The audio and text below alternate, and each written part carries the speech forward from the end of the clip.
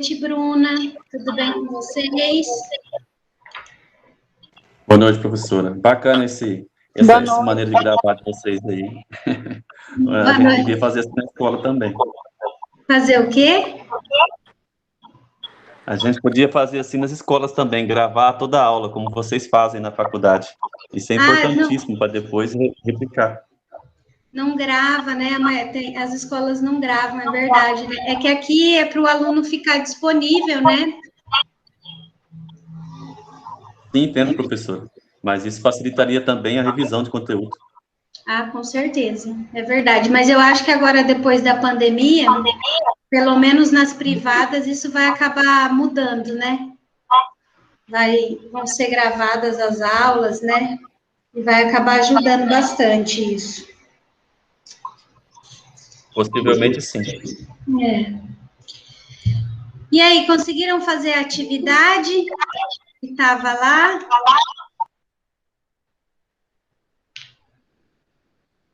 No AVA, conseguiram resolver da semana passada? Não, a última eu não peguei para fazer ainda, professor, eu não posso dizer nada. Ai. Vou ver se o pessoal fala. Às vezes também não fizeram, mas ele não está fechando, Ayrson, o fórum? A faculdade não está fechando? Você sabe se está fechando depois do prazo? Porque eu procuro postar sempre, mesmo que seja no último dia, dentro do prazo, né? Então, eu não sei dizer depois disso. Eu não sei se alguém sabe. Alguém pode postar? Eu ando postando atrasado, então, tá dando para botar tudo, né? Você postou atrasado, Leila, e deu certo? É um monte de coisa, prof, de várias matérias, tá dando tudo certo lá. Então tá bom, é porque semestre passado não estava dando, estava fechando. Minha professora. Oi, Edilson. Tem gente de clonar você, não? Umas 4, pelo menos umas 6 desse ano. Deus me livre. Sabe que essa semana eu mandei mensagem para o Ayrson para mandar o link e eu ainda mandei perguntando se estava tudo certo, se o pessoal estava conseguindo entender, se o material estava, né? Se as coisas estavam tudo de acordo, porque como essa matéria é muita teoria e a gente não tem um código, né? Não tem uma lei ali para vocês estarem pegando para estudar, então eu, pelo menos, eu fico preocupada, né? E daí ainda perguntei para ele se a turma não estava reclamando, alguma coisa desse tipo. Deus me... Rapaz, falar para você, não sei se é o direito que é ruim ou nós não levamos forte. Olha, tá osso do cara. Mas, professora, na aula anterior, Adilson, antes de você chegar, você não tinha chego ainda com ela. Aí eu tinha elogiado ela, falado que era primeiro, né? O pessoal tem medo, às vezes, de elogiar o professor, senão fica parecendo que está querendo ganhar ponto. O professor, eu elogiei porque ela é uma boa professora mesmo. Aí, depois que terminou a aula, aí ela perguntou para mim durante a semana, e aí o pessoal, o que achou da aula? Aí eu falei que todos vocês elogiaram ela também, né? Então, no grupo, eu mandei uma mensagem no grupo lá, fechado, de verdade. Todo mundo viu. Falei, gente, olha, eu não sei se eu sou sendo chato ou demais, mas igual ela ali, você tem que dar um prêmio para ela no final do ano.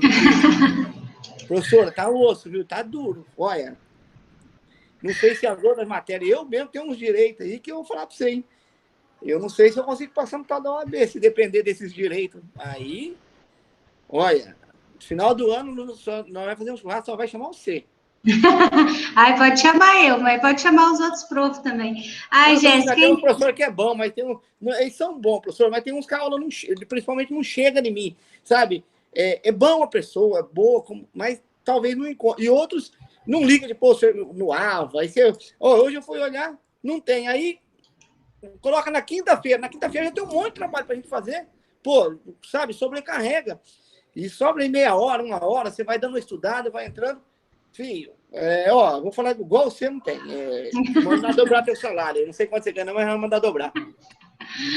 Ah, não, mas é porque eu fico preocupada, porque esse conteúdo não é um conteúdo tão simples, né? A gente sempre tem facilidade com alguma matéria, Dilson. Então, às vezes, essa matéria que você que ela não chega, às vezes é a sua matéria da dificuldade, né? E daí, essa matéria você tem que estudar dobrado, né?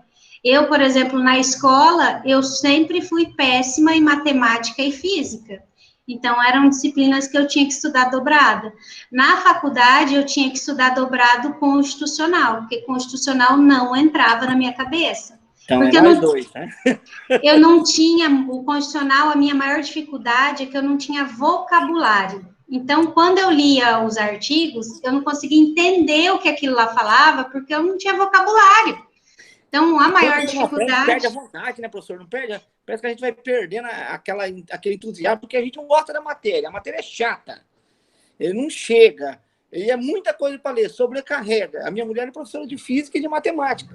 Entendeu? Eu falo para ela, cara, não sei se é eu que sou louco estudando direito agora, ou você que é louca de ser professora de física e matemática. Não, ela gosta. Eu falo, meu Deus, cara, será que eu não consigo entender o tal do direito constitucional? E olha que, agora, como que é lá, o do professor Heitor, é de boa. O direito consumidor levo de boa, tranquilo, sabe? É da professora Cláudia. De boa também. A sua é um pouquinho meio chatinha também, mas a gente vai tentando entender. Mas porque a minha está muito ligada no constitucional, né? Direito difuso coletivo está muito ligado com o constitucional, porque ele fala do coletivo. E qual que é o código, né, que a gente teria aqui que fala do coletivo? É a Constituição. É nosso artigo 5º ali, principalmente, né? Então, é normal ter essa dificuldade. E a Leila tem uma facilidade no constitucional, você vê ela falando, parece que ela é operadora do direito, já na área do constitucional. Ela tem isso eu concordo, viu, Adilson? A Leila, ela sobressai algumas matérias mesmo. Então, cada um tem uma facilidade, né? Cada um tem uma facilidade, é assim mesmo. E essas que vocês não têm facilidade, é as que você tem que estudar dobrado. Infelizmente, se cada matéria você estuda 1 hora, essa você tem que estudar 2. Tem que pegar doutrinador e tudo mais. Eu vou ter que pagar aula. Tem que agarrar na barra da calça da Leila, lá na barra da saia dela e ficar junto dela, porque... Tô coladinho, igual cabelo na cabeça, filho dela. Não desgrudo nunca. Tá certo. Gente, boa noite para quem entrou depois. Boa noite para os 2 Paulos ali, que também estão com a câmera aberta. Boa noite, meninos. Então, boa noite, Patrick. A gente, então, semana passada, a gente falou só um pouquinho ali de princípio, né? Que quase nem valeu. Então, hoje a gente vai começar ali a falar dos princípios, tá? Princípio, gente, vocês vão estar vendo princípios em todas as disciplinas, tá? Em todas as disciplinas, vocês vão estar vendo princípio.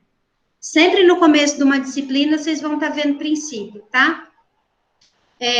Por quê? Porque o princípio é a base ali de toda aquela lei, tá? Código Civil tem princípios, a Constituição Federal, então, o que ela mais tem são princípios, Código Penal, Código de Processo Penal, Código de Processo Civil, a CLT, tá? Então, todos esses aí vão ter princípios, que são os que acabam norteando ali aquele tipo de direito, aquele ramo do direito, tá? Então, o princípio é o começo, é a base, tá? É ali onde que inicia a base para aquele tipo de código, tá? Eu coloquei aqui para vocês uns conceitos aqui de princípio, tá? E no material, daí eu coloquei um pouco também ali para que serve, né? Essa questão estrutural, que é a base do sistema processual. E daí agora a gente vai começar a falar dos princípios em si, tá? O primeiro princípio que eu coloquei aqui para vocês, que está no materialzinho, é o princípio da indisponibilidade mitigada da ação coletiva, tá? O que esse princípio fala? Primeira coisa, esse princípio, ele está expresso, tá? Lá no artigo 9º da Lei 4.717, no artigo 5º, e também no artigo 9º da 7.417 e no artigo 5º da Lei 7.347, que são ações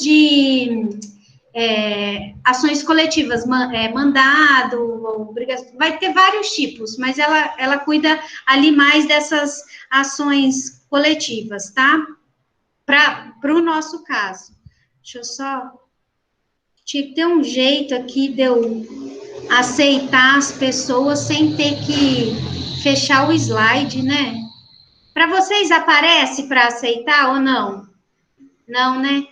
Não, professor. Senão vocês podiam aceitar para mim. Mas vamos em frente. É que eu dou aula pelo Teams, e o Teams, quando é reunião só de professor, por exemplo, todos conseguem ir aceitando. Mas já que aqui não dá, então vamos. Então, vamos falar aqui desse princípio. Então, esses 2 artigos de lei vão estar falando dele, tá? E de acordo com esses dispositivos, caso o polo ativo, né, da ação ali, o autor, né, uma associação autora ou um cidadão abandone o andamento desse tipo de ação coletiva, sem um justo motivo, né, qualquer outro legitimado, né, lá do artigo 82, que a gente viu do Código do Consumidor, e o Ministério Público, tá? O Ministério Público, na verdade, ele tem o dever. Os outros, eles podem, tá? Dar seguimento a essa ação, assumindo a titularidade ativa da demanda.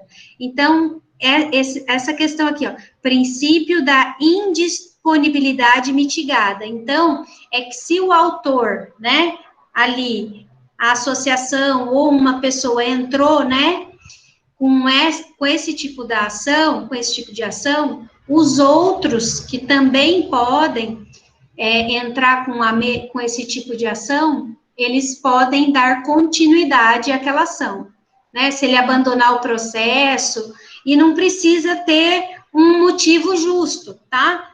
Qualquer motivo. Ali vai estar falando que não precisa de um motivo justo. Então, essas pessoas, e especialmente o nosso amigo Ministério Público, né? Porque cabe a ele a maior parte das ações, na verdade é ele que entra com a maior parte dessas ações coletivas, né? Então, ele fica no dever de dar continuidade para aquela ação, tá? Então, esse princípio da indisponibilidade mitigada quer dizer isso, tá? Que se o autor desistir, o Ministério Público ou os outros lá elencados, o Estado, a União, município, tá? Órgãos, tá? Eles podem também ali entrar como autor da ação também. O juiz intima o Ministério Público, por exemplo, e fala que o autor abandonou, que é uma ação coletiva ou individual homogênea, e daí o Ministério Público fica ali como parte autora, tá? Então, há essa intimação aí, até porque não tem como ele ficar sabendo disso, porque às vezes ele nem sabe que o processo está correndo. Professora, no caso aí, o juiz intima o Ministério Público, mas esse autor pode ser qualquer um, pode ser prefeitura, pode ser pessoa, associação, é intimado o Ministério Público. Não só, é que assim, se, por exemplo, o município tiver ciência que uma associação entrou, aqui no caso é só associação ou cidadão, tá? Que são privados, né? Se, por exemplo, o município sabe que uma associação entrou com aquela ação e acabou desistindo, o município pode ir lá, peticionar e pedir para estar continuando com a ação. O juiz pode intimar o município, porque aquela ação é interessante para o município? Pode também. Pode intimar o município na pessoa do procurador-geral do município, tá?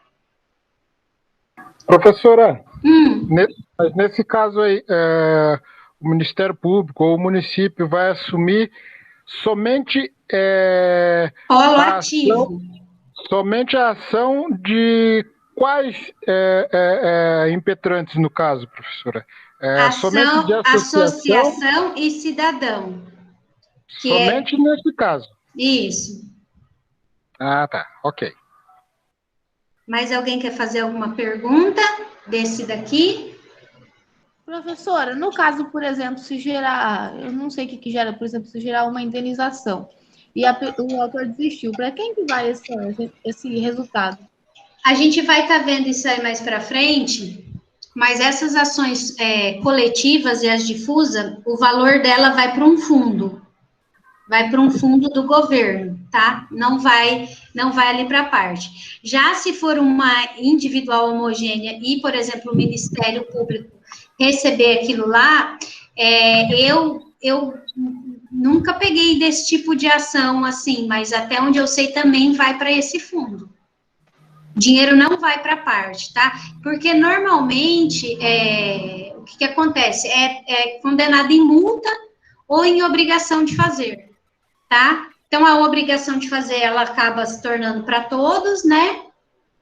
E a multa, né, que o juiz acaba determinando, ela vai para aquele que deveria estar averiguando ou averigou, né? Por exemplo, se é uma coisa de município, então vai para o município, ou se é coisa de estado, daí vai para o estado. Mas o Ministério Público, ele tem um fundo só para esse tipo de ação. Mas alguém quer perguntar alguma coisa? Mas a gente vai estar vendo isso mais detalhadamente para frente, tá? Ah, não, beleza. Então eu ia perguntar, mas já que a gente vai vir mais para frente, toca o bonde.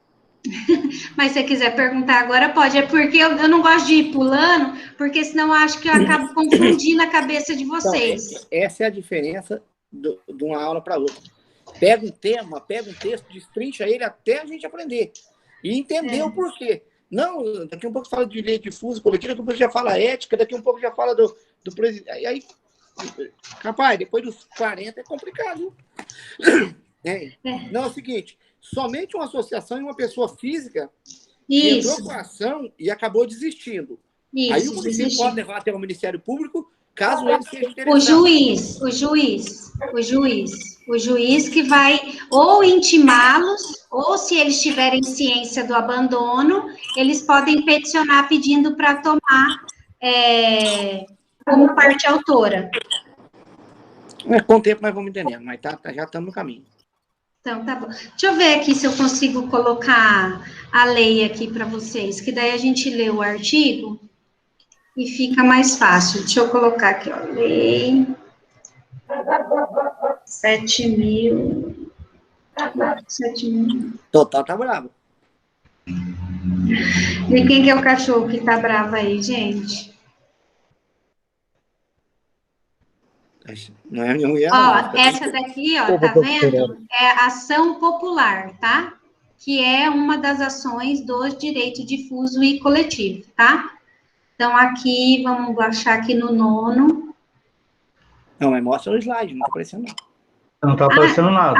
Perdão, gente. Eu esqueci aqui, ó. Não compartilhei a tela com vocês. Eu tô vendo e não tô mostrando. Tá falando aqui, ó. Aqui na aqui, ó. Esse aqui é o... Aqui, ó. Lei 4.717 de 1965. Então, tá ali, ó. Se o autor desistir da ação ou der motivo à absolvição da instância, serão publicados editais nos prazos e condições previstos no artigo 7º, inciso 2, ficando assegurado a qualquer cidadão, bem como ao representante do Ministério Público, dentro do prazo de 90 dias da sua última publicação, promover o prosseguimento da ação. Tá? Então, vai ser... no Código Civil ou no... Não, isso aqui está nessa lei especial. Agora eu vou mostrar aqui em cima, ó. Aí você pega... Esse número da lei está no material de vocês, tá? É a lei que regula a ação popular. Professora? Só um exemplo nesse caso aí, por exemplo, que teve o concurso da Polícia Civil e não teve o concurso lá, avisaram em cima da hora e tal, né? E aí todo mundo teve despesa. Aí eu cheguei a ligar, quando eu voltei de viagem, cheguei a ligar para o Ministério Público para essa questão, porque nós já havíamos conversado em aula que seria ação movida por um órgão desse tipo, né, do Ministério Público. Uhum. No caso da Polícia Civil, você está sabendo, né? Não teve o concurso. Teve até uns ex-alunos que me procuraram para eu estar dando entrada com a ação. Não, mas aí essa entrada vai ser pelo Ministério Público ou particular, em grupo, assim? Na verdade, ela pode ser individual ou coletiva. Por quê? O que acontece? Cada um teve um tipo de despesa. Cada um teve um tipo de despesa. Então, se o Ministério Público entra com a ação, esse dinheiro vai para um fundo. Ele não vai voltar para aquelas pessoas, tá? Agora, se cada um entrar com uma ação individual, que ali no caso, acho que foi a UFPR, né? Que é quem estava fazendo o concurso, né? Fez as provas, que cancelou e tudo mais. Era a UFPR que estava cuidando. Então, teria que estar entrando com uma ação, creio eu que na Justiça Federal, para pedindo, né, danos morais e materiais. Mas você está aceitando pegar assim? E então, teve uma menina uma ex-aluna até aí da faculdade, que ela me mandou mensagem para entrar com a ação. E se houver algum movimento nesse sentido, porque eu fui um dos prejudicados, né, que eu também tive muita despesa à toa. Então, o que eu falei para ela é assim, a questão da despesa a gente tem que estar comprovando, né? A questão da despesa tem que estar comprovando. Então, eu falei para ela, você tem que juntar aí comprovante de combustível, pedágio, se foi excursão, hotel, tudo, né? Para estar entrando com esse tipo de ação e pedindo dano moral. O dano moral, eu até expliquei para ela, eu falei assim, o dano moral hoje aqui no Brasil, ou aqui, pelo menos no Paraná, no Tribunal de Justiça do Paraná, ele está dando dano moral, assim, em casos raríssimos, sabe? E como ainda se trata de uma instituição federal, né? Porque, assim, o dinheiro da federal é dinheiro público, né? A gente sabe disso, né? Que o dinheiro da Universidade Federal é dinheiro público. Então, se eles condenarem em danos morais, não vai ser valor alto, entendeu? Por mais que você tenha perdido dias, porque teve gente que foi na sexta-feira, né? Eu vi um casal que tinha vindo lá do Nordeste, tipo Salvador, Maranhão, alguma coisa assim. E daí eles foram até Foz do Iguaçu, como iam vir para o sul, foram para Foz, né? Pegaram um avião até Foz, e daí de Foz eles pegaram um ônibus para Curitiba. Então, pagaram hotel, né? Não iriam embora no domingo, teriam que estar indo embora na segunda, que a passagem deles estava agendada só na segunda-feira, né? Então, assim, é uma série de coisas, né? Mas eu creio que não tenha uma condenação aí de valor alto no dano moral, entendeu? E o dano material, sendo comprovado, eu acredito que eles vão acabar ressarcindo, porque não tem lógica, né, gente? O concurso foi cancelado às 5 horas da manhã. O professor, não tem, né? Mas eu acho que a condenação não vai ser alta por conta disso, Adilson, porque a gente está falando de dinheiro público. Nesse caso, a bala não compensa o bandido. E outra coisa, eu não vou ferrar meu patrão, né? É mais ou menos assim, quem vai julgar, o superior dele é o patrão. Como é que eu vou tirar dinheiro do erário? Bom, sei lá. Eu tenho umas ações aí correndo que se hoje eu soubesse, até tem umas que dando morais e tal, eu não tinha entrado, eu tinha assumido o prejuízo de 3, 4, 5, 8 mil, que é além do desgaste. Na verdade, eu sempre falo, o direito é feito para não funcionar. Porque se funcionasse, ninguém tinha problema. Não compensa, professor. Sabe aquela bala que você atira que o bandido não vale a pena? Não, às vezes até compensa, porque assim, se ninguém fizer nada também, gente, daí todo mundo vai poder estar cancelando o concurso 3 horas antes, e que, sabe, não deu nada a vez passada, não vai dar nada dessa vez. Também não funciona assim, entendeu? Mas vamos colocar aí que o Ailson teve aí R$2.000 de danos, de prejuízo. Sabe o desgaste, pagar advogado, que é um advogado particular, vai ter que entrar com ação particular, como é ação de risco, provavelmente o advogado vai cobrar alguma coisa. Com certeza. Vai cobrar ali, nem que seja ali para estar...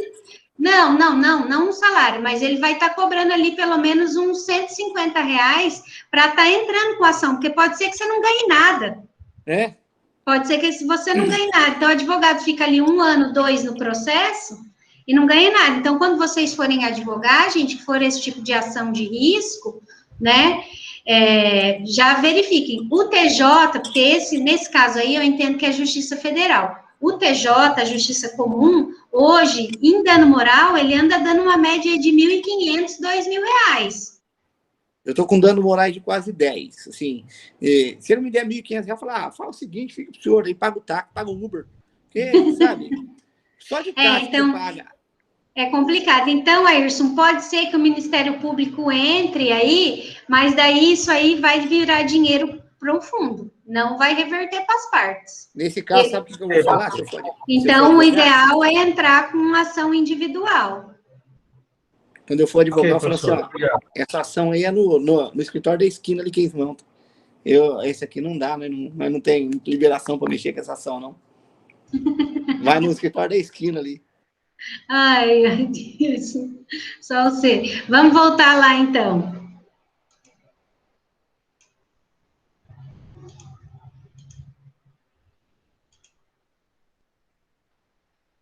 Jogou um pó de água fria no Ayrson agora.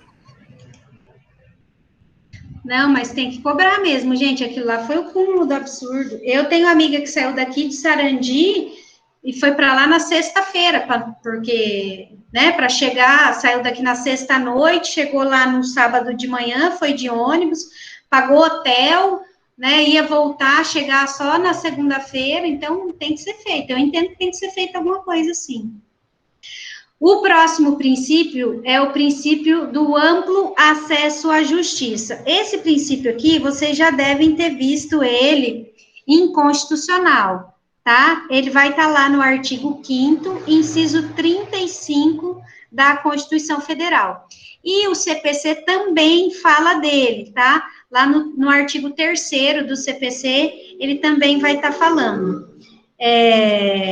Então, todo mundo tem que ter direito ao acesso à justiça. Então, se você teve um problema, você tem que ter acesso à justiça.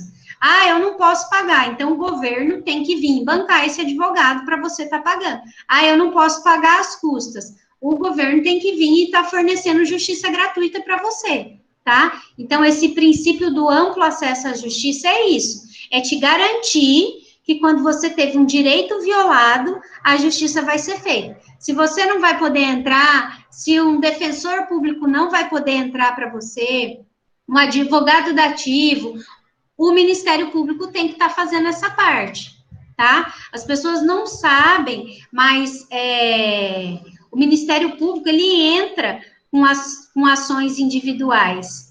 Eu já falei aqui para vocês que eu trabalhei na Procuradoria ali de Sarandi, né? Do município ali de Sarandi, eu era assessora da procuradora, e chegava muita ação do Ministério Público ali de Sarandi, principalmente pedindo medicamento, cirurgia, às vezes algum tipo de alimentação especial que um doente precisava, tá? Então, o próprio Ministério Público, o promotor, entrava com esse tipo de ação.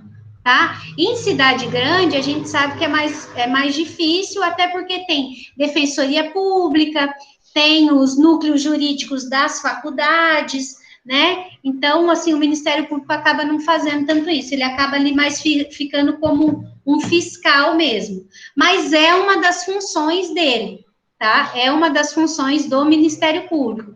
Então, se você precisa de um medicamento, você pode estar procurando o Ministério Público para eles estarem entrando. Se eles falarem que não podem entrar, eles vão ter que indicar quem que vai estar entrando.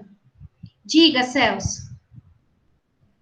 Professor, nesse caso, eu já entrei com um processo já, e aí eles pedem também, nesse caso daí do princípio do acesso à justiça, atestado de pobreza, algo nesse sentido aí, para comprovar que você não pode pagar as custas do processo. Isso. Aí a advogada entra, né, e faz todo esse papel aí, para que nós não paguemos a custa do processo. Isso aí, é a declaração de hipossuficiência. Qual que é a lei? Pode falar. Eu ia falar essa palavra mesmo, hipossuficiência. Fala, Dilson. Paulo, aí sim. O que é o hipossuficiente? Qual que é a lei, professora? Comprovar hipossuficiência. Pode falar. Não, é que para você entrar com ação, o Ministério Público pode entrar para você. A gente tem a lei da hipossuficiência, agora não vou lembrar o número dela. Deixa eu ver se eu acho aqui. Eu acho que é de 69. Deixa eu ver aqui. Paulo, essa palavra é bonita, né, Paulo? Eu também achei na hora que eu estudei lá, cara. É de É bem bonita essa palavra aí. É de Bonita mesmo. 1950. Ó, se vocês quiserem ver, é a Lei 10.060, de 1950, tá, Dilson? Essa lei, ela garante acesso à justiça gratuita para quem não tem condição de arcar com as despesas. Então, você Pode paga repetir, o doutora?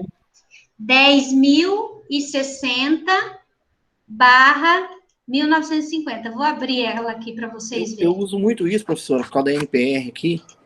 É. Eu sou diretor, então a minha mulher... Olha, essa lei aqui, ó, tá? A gente indica muito e a gente tem muito acesso ao Ministério Público, que a promotoria, justo porque remédio, ação... Que a NPR, ela já não sei se ela é associação, ela é associação, né? A NPR é associação. É associação, né? Até aconteceu um caso essa semana aqui que eu vi poucas vezes acontecer com a gente. A menina tem um filho especial, aí ela foi internada, o marido internado, e ela ficou internada. O marido morreu, era que mexia com tudo, que pegava o remédio, que a minha filha usa CBD, entendeu? Canabidiol.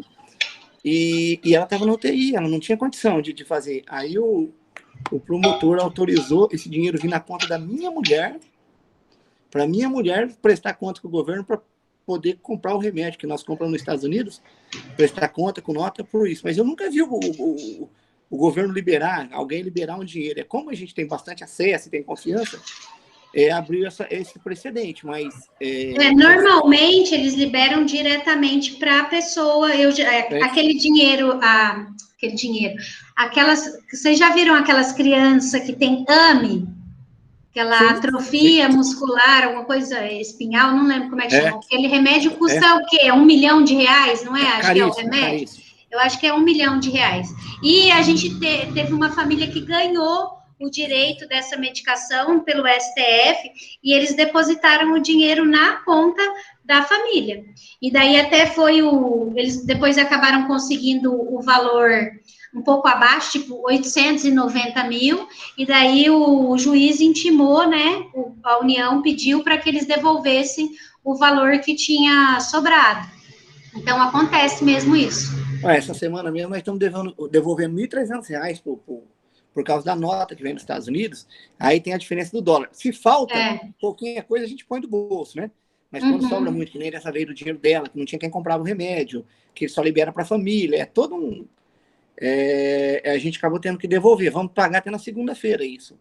Né? Então... Mas ele não libera para terceira, assim, foi uma exceção das exceções. Para terceira é muito difícil. Normalmente é para quem está envolvido. Então, porque a gente tem bastante caso ali e tem um acesso de encaminhar pessoas, abriu esse precedente. Mas, assim, pouquíssimas e raras vezes, ou nunca vi acontecer isso. Não, até deve acontecer, mas é porque vocês fazem parte ali da associação, né? Não, nem é por isso. Nossa, foi mais particular, é porque o cara morreu, professor. O marido dela morreu com 3 dias, ele foi.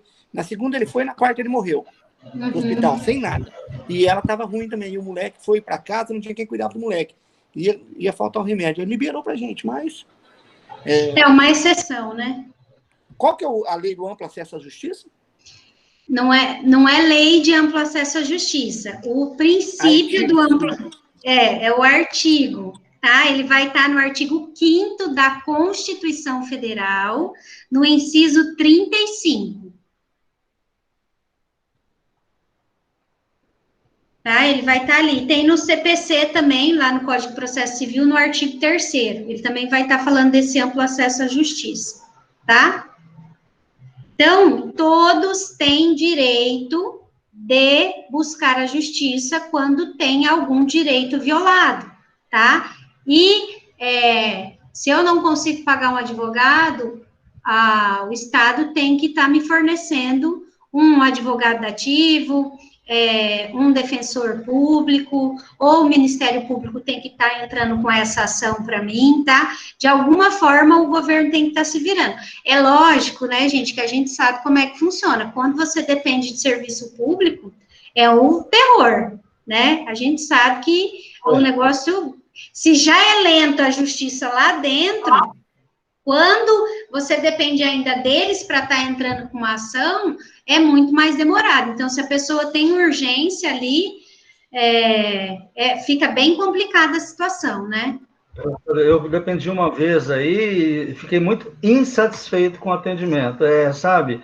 Muitos não levam a profissão realmente no sentido que ela tem, né? E só cumpre obrigação e nenhum processo que você cumpre obrigação vai ter êxito. Tem que ser uma coisa realmente de dedicação. Infelizmente, eu fiquei muito insatisfeito. O seu foi o quê? Foi defensor público? Foi Ministério Público? Defensor público.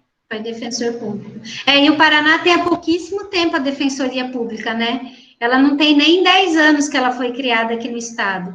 E o que acontece? São poucos, como ela está muito recente, eu acho que teve 1 ou 2 concursos só até hoje, e é uma sobrecarga. Aqui em Maringá, para vocês terem ideia, era para a gente ter 2 defensor público, daí um deles assumiu e saiu, depois com 1 mês, e ficou um só.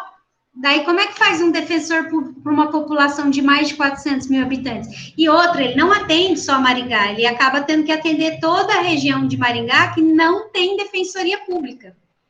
Então, é muito complicado. Então, um advogado para tudo isso não vai funcionar. É lógico, as pessoas vão ficar insatisfeitas, não tem outra, né? E, às vezes, Adilson, não é nem que a pessoa trabalha mal, assim, ou com má vontade, alguma coisa, é porque ela não dá conta, né? Porque realmente ela não dá conta. Maringá, a gente ainda, a maioria da população daqui é uma população, assim, como é que a gente pode dizer?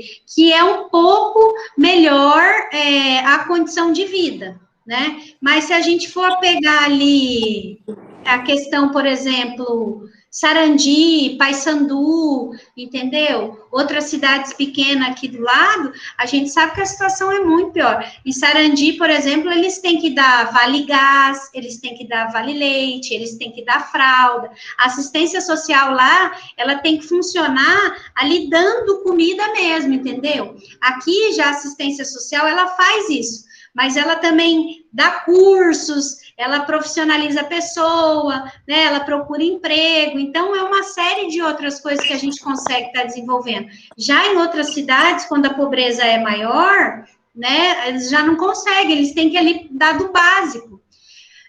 Alguém perguntou aqui do Gustavo. Não, o Gustavo, ele é procurador do município.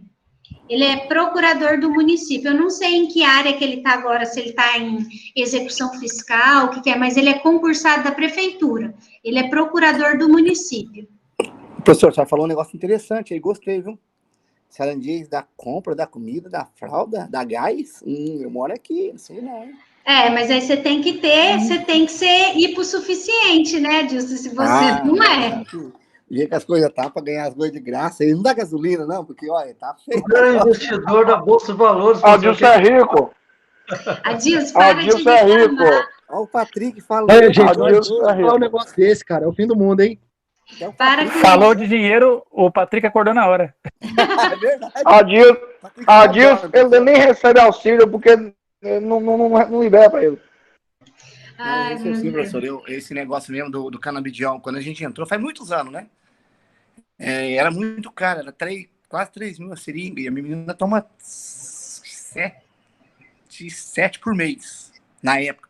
E foi 3 anos para a gente conseguir isso na justiça, que é um... Essa ação mesmo do canabidiol, ela já chegou no STF. Então, hoje, se ela consegue, é porque entraram com uma ação coletiva, pedindo um direito constitucional, né, pedindo ali a questão do amplo acesso à justiça, pedindo ali o acesso à saúde, que é uma garantia constitucional também, e daí o STF teve que julgar. Esse caso que eu falei do R$1 milhão do medicamento, né, lá para as crianças que têm AME, também foi por conta disso, garantiu, o Estado tem que fornecer saúde, isso está na nossa Constituição. Sabe qual foi o maior problema nosso, quando a gente entrou com essa ação? A gente entrou, em Maringá, nós fomos o primeiro a trazer o canabidiol para Maringá, entendeu? A minha filha foi a primeira a tomar. Problema, a Anvisa não liberava maconha no Brasil. Então, por isso que chegou no STF. Por isso que chegou no STF. Até liberar. Aí agora ela só liberou quando o STF permitiu. Agora, professora, além disso... Mandou liberar, na verdade. Eles compravam, né? Agora é o seguinte, que essa bagunça de dólar sobe, desce, sobe, desce, sobe, desce, agora eles depositam o dinheiro para a gente prestar conta. Você se vê. Ainda tem piores, agora estão querendo trocar o remédio, porque o remédio é muito caro, e agora tem uma fabricação no Brasil de outro. Quer dizer, vai longe essa briga. Vai. Mas funciona se você tiver tempo e paciência. É bem isso. Gente, vamos aqui para o próximo princípio, então. Então, do acesso à justiça é isso. Todos, tá? Tem direito a acesso à justiça. O governo tem que estar fornecendo isso. Outro princípio aqui é o princípio da duração razoável do processo. Esse aqui também está lá na Constituição Federal. Tem no material aí de vocês, mas se vocês quiserem anotar, está no artigo 5º, inciso 78, 78, artigo 5º, inciso 78 da Constituição. Esse aqui, ele entrou com a emenda constitucional 45 de 2004, então, ele é recente, tá? E ele também tem guarida ali no artigo 4º do CPC, artigo 4º do CPC, tá? O 6º do CPC também vai estar falando ali um pouco desse. Então, os processos, gente, eles têm que ter essa questão do acesso da duração dele. Eu, por exemplo, eu estou com um processo com o Ministério Público que entrou com uma ação civil pública, contra 11 réus. Eu estou defendendo 2 dos réus desse processo. E daí o que acontece? Eles entraram, pediram uma tutela antecipada, foi concedido em fevereiro de 2019. Até hoje, a gente já está em março de 2021. As partes ainda não foram intimadas para apresentar defesa. Estão com os bens bloqueados e estão... não puderam nem apresentar defesa ainda. Então, vocês imaginam, eles estão citando as partes ainda. Esses 11 réus, ainda tem gente que está sendo citado. Então, quando você vê um negócio desse, você fala, gente, mas que duração é essa? Razoável do processo, né? Isso não acontece. Então, eu, por exemplo, nesse processo, eu já fiz 2 agravos. E daí, no segundo agravo, no primeiro eles mandaram para o juiz, está decidindo de novo a questão, e agora no segundo eles falaram, não, já faz muito tempo, a questão já está madura, então, com base, né, no princípio da duração razoável do processo, porque eu falei que as partes não tinham sido nem intimadas ainda para estar apresentando contestação. E daí eles falaram que vão julgar.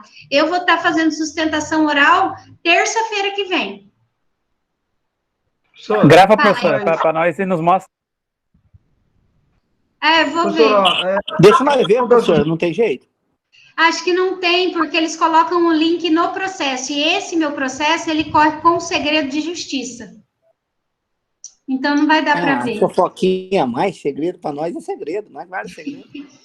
Fala aí, Hirson. Professora, olha, eu tenho um processo básico contra a prefeitura lá, que está há 3 anos e meio já, né? Mas uma coisinha básica de função gratificada lá. O que a gente faz para que essa justiça nossa possa funcionar mais adequadamente, vamos dizer assim? Onde que você, como profissional da área, assim, de conhecimento jurídico, acredita que possa ser mexido? Porque está ficando insustentável já, né, professor? Ayrson, eu tenho processo de quando eu advogava lá no sindicato dos servidores públicos municipais. Isso faz o quê? Faz 5 anos que eu estou casada? Os processos devem ter uns 6, 7 anos, Ayrson. 6, 7 anos de servidor público. Aqui em Maringá, a gente tem 2 varas da Fazenda Pública. Então, os processos contra o Estado e contra o município, eles correm ali. E a gente tem 2 juízes para julgar o processo de todo mundo. Só de servidor municipal aqui em Maringá, a gente tem 12 mil servidores. Do Estado, eu não sei quantos tem aqui, mas deve ser no mínimo 12 mil, deve ter no mínimo a mesma quantidade aí de servidor municipal. Então, você imagina, esses 2 juízes, eles têm que dar conta do processo de todas essas pessoas, fora a execução fiscal de IPTU, de SS, de tudo mais.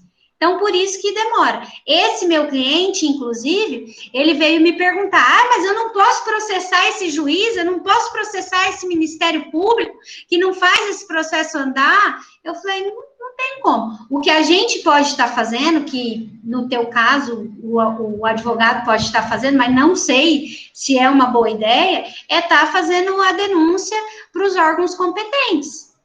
É estar fazendo as denúncias para os órgãos competentes, CNJ, entendeu? Que é quem fiscaliza, né, eles. A minha mãe, ela teve um processo que durou 12 anos, um processo, uma revisional de um financiamento de um apartamento, durou 12 anos. Teve um período que o processo ficou concluso para sentença durante 1 ano. 1 ano. Vocês têm noção? O prazo máximo estabelecido por lei para um juiz dar sentença é de 3 meses. Ele ficou por 1 ano. Deixa eu ver o que mandaram aqui para perguntar. Prof, processo que corre em segredo de justiça é sempre sobre algo grave ou não necessariamente? Não. Por exemplo, todo processo de divórcio que envolve menor... Violência doméstica.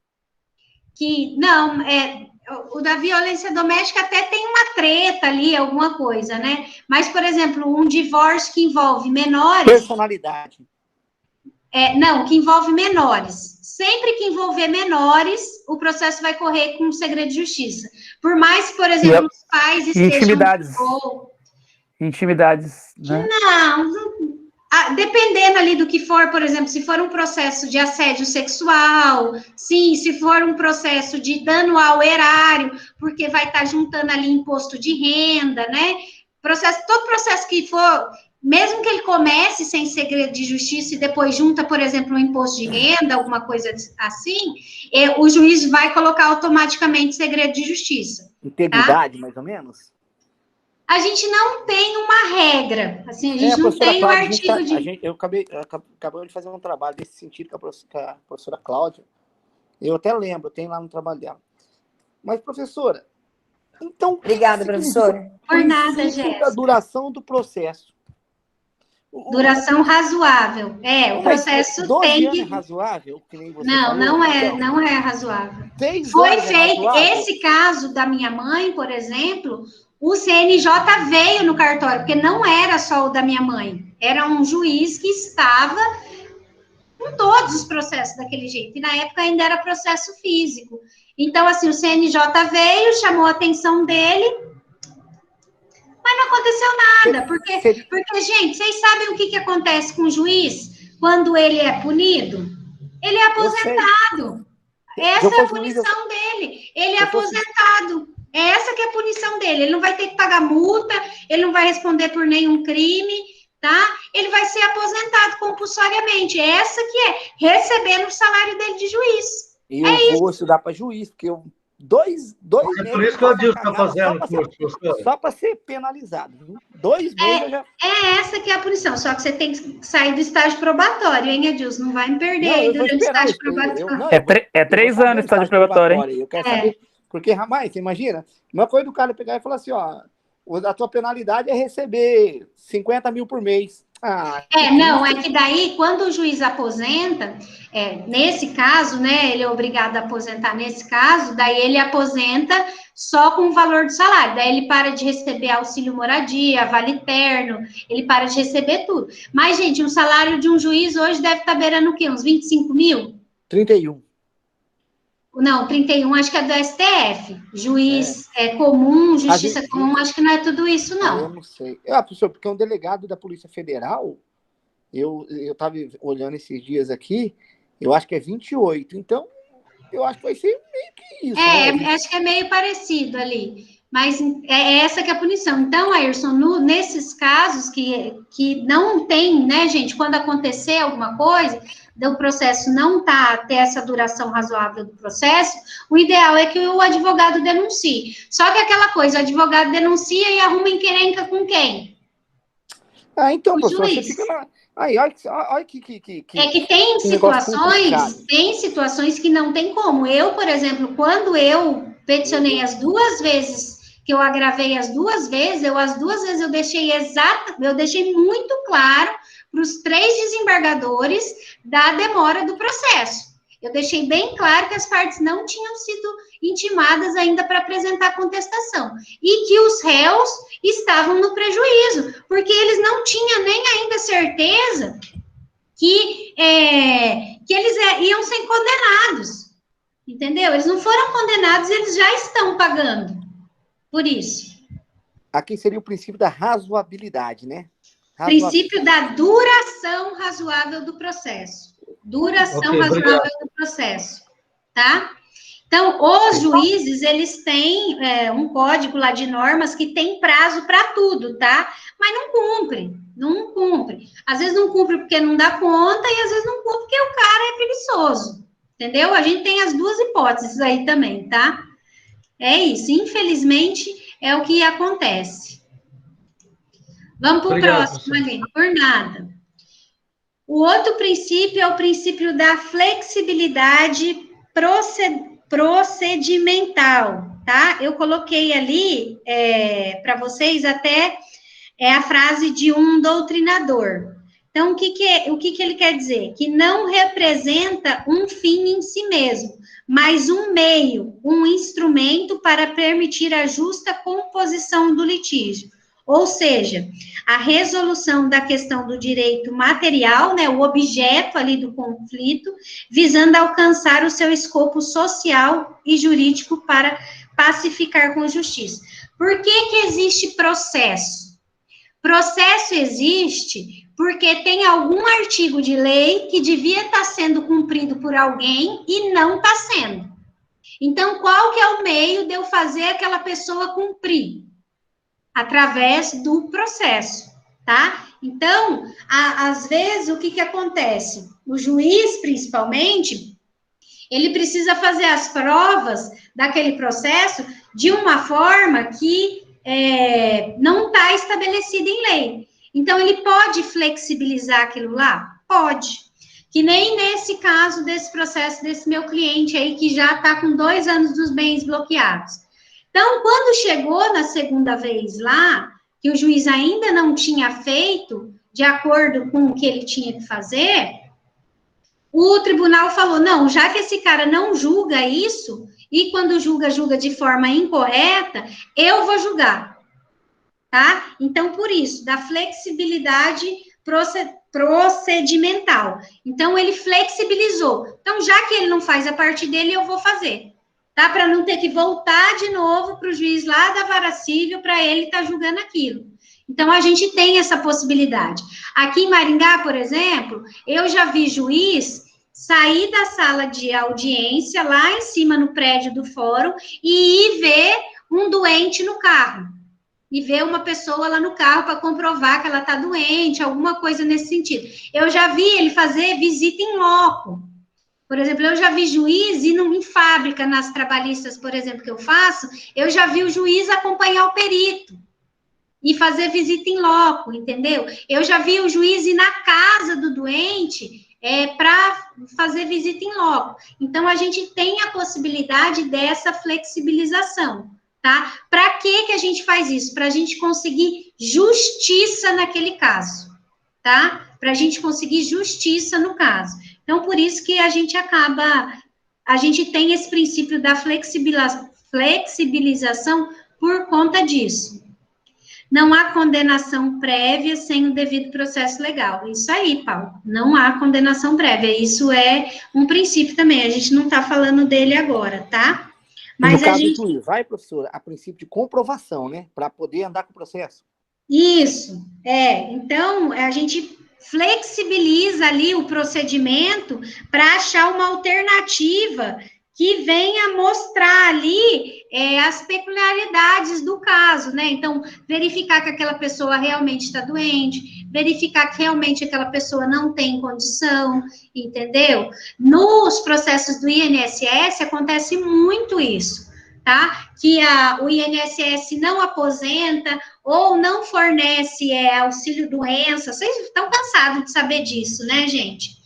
E, por exemplo, o cara é motorista de caminhão e ele perdeu uma perna e o INSS não quer aposentar o cara. tá? Então, acontece bastante. Então, o juiz acaba fazendo uma visita em loco para estar verificando, olha, ele realmente não tem a perna, porque às vezes a pessoa está acamada ainda, né? Teve algum outro agravamento e não pode ir. Então, o juiz acaba fazendo essa visita em loco, tá? Então, essa flexibilização é para a gente tirar esse sistema rígido e legalista que a gente tem para poder estar fazendo justiça para as partes, tá? Então, a flexibilização é isso, é nesse sentido, é de acabar fugindo um pouco ali do procedimento para conseguir fazer justiça. Todo mundo anotou aí? Ok. O próximo princípio é o princípio da disponibilidade motivada. Nossa, gente, falta 5 minutos só.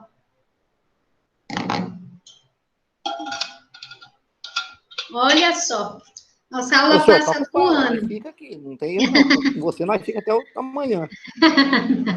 Não, né, gente, não pode. Depois eu não consigo nem subir o vídeo, de tão demorado, tão pesado que ele fica. O próximo princípio aqui, o princípio da disponibilidade motivada. Então, eu vou ler para vocês aqui o que eu coloquei no material para vocês e já explico. Então, para os legitimados, sujeito à observância da pertinência temática institucional, a ação civil pública é um direito, tá? Em harmonia com o princípio dispositivo que informa o direito processual civil. Esse princípio, como é que acontece? Uma vez ajuizada a demanda coletiva, né? Então, essa ação coletiva ou uma ação civil pública, tá? Então, ajuizou a demanda coletiva. Se houver desistência, tem que se embasar a adequada motivação. Então, diferente daquele princípio da indisponibilidade mitigada. Lá, não precisava ser embasada. Aqui, tem que ser embasar a motivação, tá? Em ordem a permitir um juízo de valor acerca de sua razoabilidade e possibilitar aí que o Ministério Público ou qualquer outro legitimado assuma ali a ação. Então, o que acontece? Dependendo do tipo de ação que for, foi ajuizada uma ação civil pública, tá? Por exemplo, estão cobrando alguém que pegou um dinheiro do erário, fez por exemplo, aqui em Maringá tem o prefeito Ulisses Maia, e daí algum parente dele participa de uma licitação. Não pode, vocês sabem que não pode, né? Um parente dele participa de uma licitação. Entre aspas. Não, entre aspas não, estou falando que está na lei, vocês têm que saber o que está na lei. Na prática não conta. Até em terceiro grau, né, professora, em linha reta? Então, ele participou daquela licitação, ele não podia participar da licitação, porque ele é parente direto ali do prefeito, ele ganhou a licitação, prestou o serviço, foi tudo certo, recebeu, ele não só ganhou o dinheiro, ele prestou o serviço, mas ele podia estar participando da licitação? Não, ele não podia. Então, alguma associação, uma ONG, alguma coisa, vai lá e entra uma ação por conta disso. Aí essa ONG quer desistir dessa ação, por exemplo, ela tem que motivar por que ela está desistindo da ação. Então, por exemplo, a gente teve um problema, a gente vai ter que fechar a associação, alguma coisa nesse sentido. Quem vai ter que fechar não tem o que fazer. O que vai fazer? Não tem o que fazer, né? Então, justifica ali motivadamente, e daí as outras pessoas ali, que estão lá no artigo 82, vão poder... o Ministério Público ou qualquer um dos outros vai poder estar assumindo o polo ali ativo dessa ação, tá? Só que aqui a diferença daqui, então, o da indisponibilidade, lembra que eu não preciso motivar, e o da disponibilidade eu tenho que motivar, tá? Então, disponibilidade motivada, eu tenho que motivar a minha desistência. E daí, qualquer um dos outros lá, no artigo 82 do CDC, pode estar assumindo. Belezinha? Aqui, desses princípios, Professora, ficou alguma nesse dúvida? caso Diga, Celso. Professora, nesse caso é o nepotismo, né? E acontece assim em cargos públicos que a gente tem conhecimento aqui de onde a gente vive, em alguns lugares, quando a gente sabe que isso de fato tem acontecido. Um político deu um cargo público para o seu parente de primeiro grau, aqui está falando um cônjuge familiar. Onde a gente encontra isso na lei? O decreto 7.203 de 2010, e como que a gente faz para denunciar se isso realmente acontece?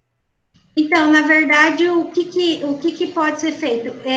Eu procurei aqui, ó, eles têm uma súmula vinculante do Tribunal. 13. É a 13, né? É a 13, e tem também a Lei 8.112 de 1990. 8.190, artigo 37, que toda administração pública, direta ou indireta, seja colocando os poderes da administração, dos estados, do Distrito Federal, dos municípios, obedecerá aos princípios de legalidade, impessoalidade, moralidade, publicidade e eficiência.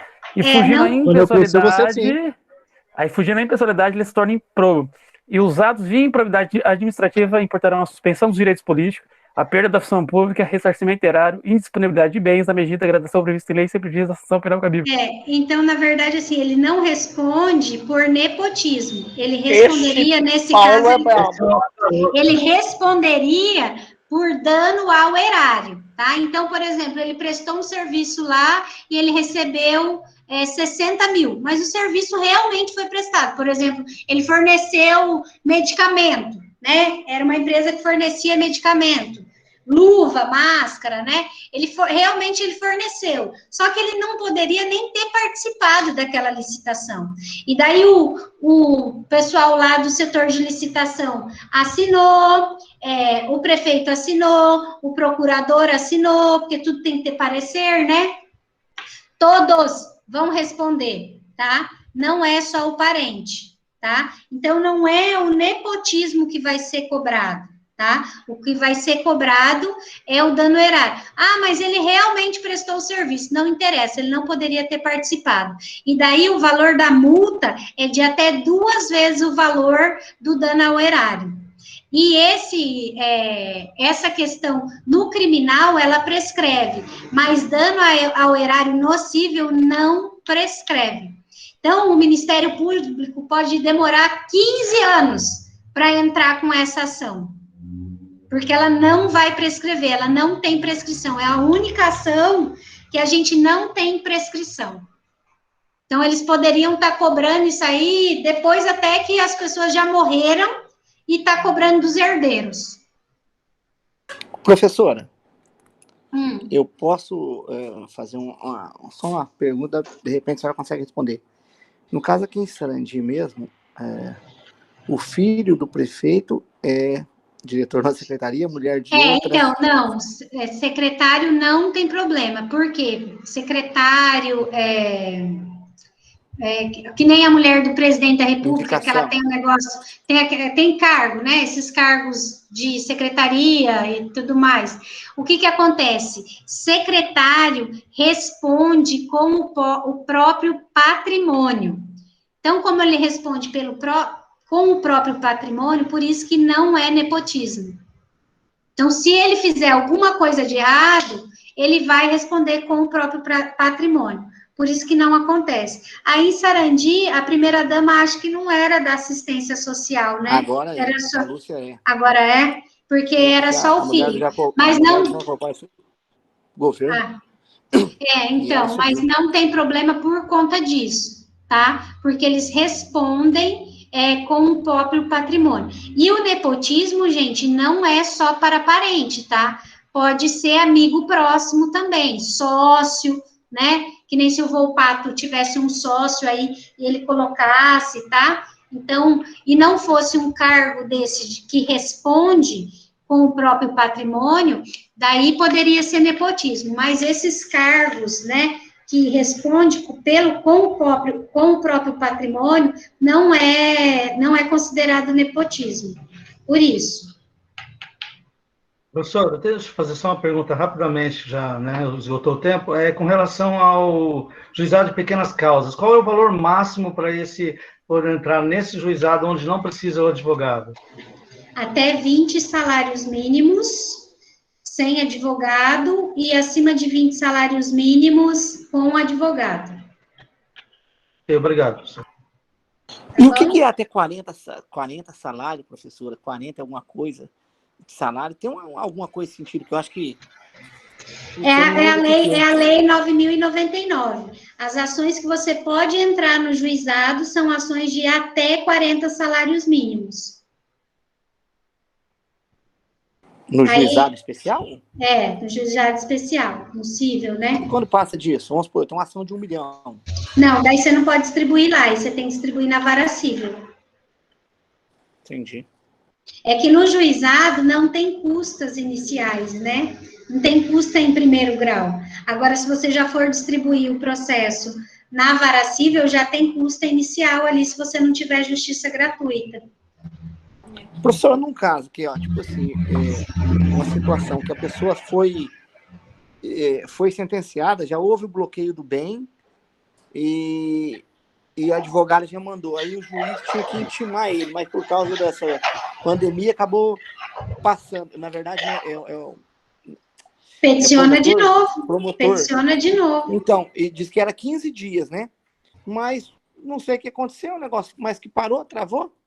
Tem que estar vendo o que está acontecendo, porque, por exemplo, não intimou, porque se você liga no cartório, o cartório vai te dar a informação. Não intimou porque está na fila aguardando intimação. Ou intimou e a pessoa não se manifestou. Então, daí a outra parte tem que falar, então, já que ele não se manifestou, eu quero que peguem o bem, entendeu? Marque leilão, alguma coisa desse tipo.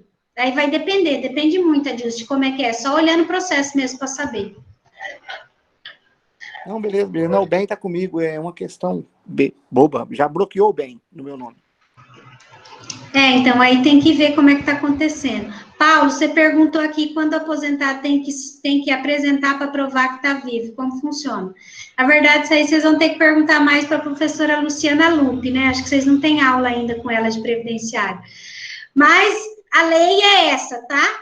Tanto para município, para estado, né, para os estatutários, quanto os do INSS. Infelizmente, funciona assim.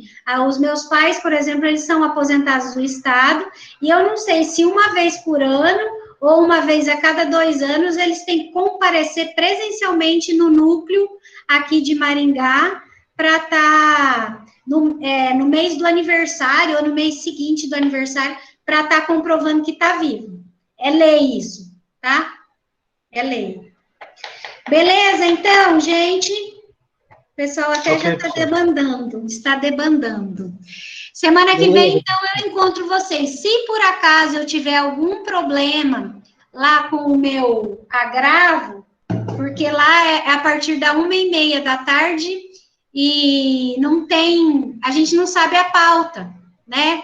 A gente só fica sabendo a pauta no dia. E são muitos processos que são julgados no mesmo dia. E cada advogado tem 15 minutos para estar falando.